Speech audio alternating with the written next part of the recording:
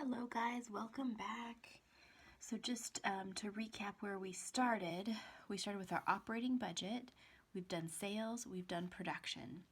Now we're going to skip the DM, DL, and MO budgets because we're a little short on time with all the craziness that happened, and because if you go on to your cost accounting class, you'll go into these in even more detail.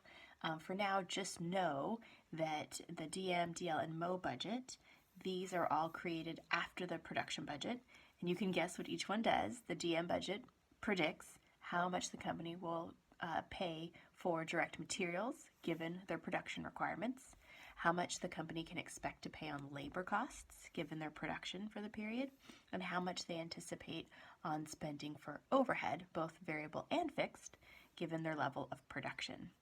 Okay, so these are your three product cost budgets. We're going to go right down to the S&A budget, selling and administrative budget. So whereas the first three give you the expected costs for your product costs, these are all your non-product costs, your non-manufacturing costs, right? Your operating expenses or period costs. All right, so let's go into that one in a little more detail. Selling and admin budget. Selling and admin budget.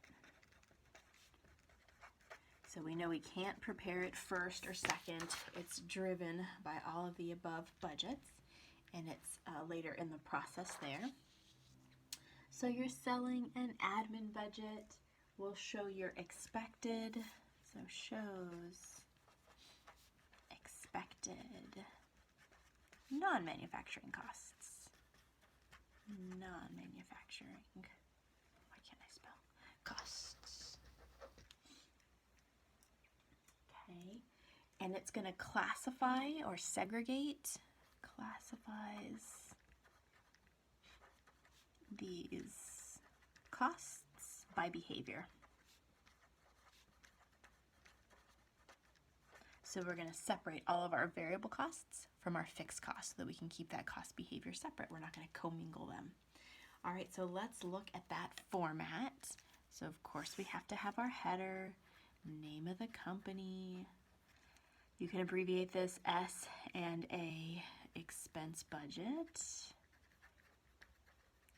And then just like the other two, for the period ended, we'll say year, December 31st, 2020. You'll separate it out by columns, Q1, Q2, Q3, Q4, and total. Okay. Now what are we going to see for our rows? The first row is going to be your expected sales. Expected sales in units. Units. Okay, so where do we think we're going to get that from? That's going to come from your sales budget, right? So this will come from your sales budget. The first line of the sales budget.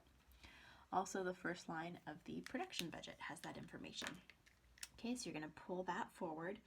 Then we're going to separate based on cost behavior. So first we'll show our variable costs, and then we'll list each one individually. So some common examples you might see: sales commission, that's a variable cost. Maybe you'll see delivery expense, right? Any variable cost for S&A. So if you have wages, right, office worker wages, because those vary with the level of production or level of sales. And then total variable. And it might not be this one because it probably doesn't vary with the units unless there is some sort of commission or unless you need to hire more workers for the additional units. All right, skip a line, go to fixed costs. Here you're going to list all of your fixed costs. So you might have salaries for your administrative workers. What else?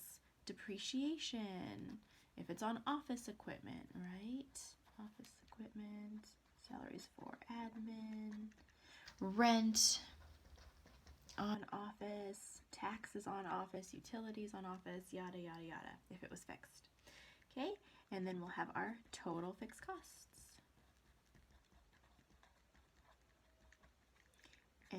total selling and admin. And that's it. Not too bad. So where is all this going to come from? This you might have to calculate, right? They might give it to you per unit.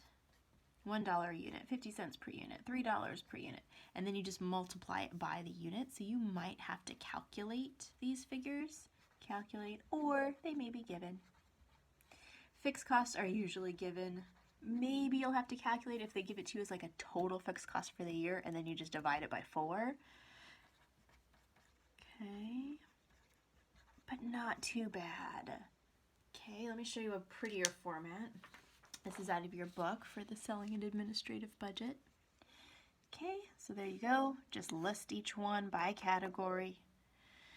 It's not exciting. It's not the most exciting of the budgets. So if you can tell, I'm not super excited about it. Because it's just like, take your costs, separate it by behavior, done. There's nothing too fancy here. The production budget, we had to do some serious thinking for that one. But it's a necessary piece, right? We can't get to where we need to go. We need to figure out what's the company expecting for net incomes. We can't get there until we do this budget. It's just kind of a mediocre one for me. And obviously all this is going to flow into your financial budgets as well, so we do need it. It is an important component. It's just more of a chore, more working through the mechanics of it. All right, so now you know what it is, what the format looks like. Go ahead and download the Outdoorsy data if you haven't already, and we'll continue on with item C, which is to prepare Outdoorsy's selling and admin expense budget. So I'll see you in the next video.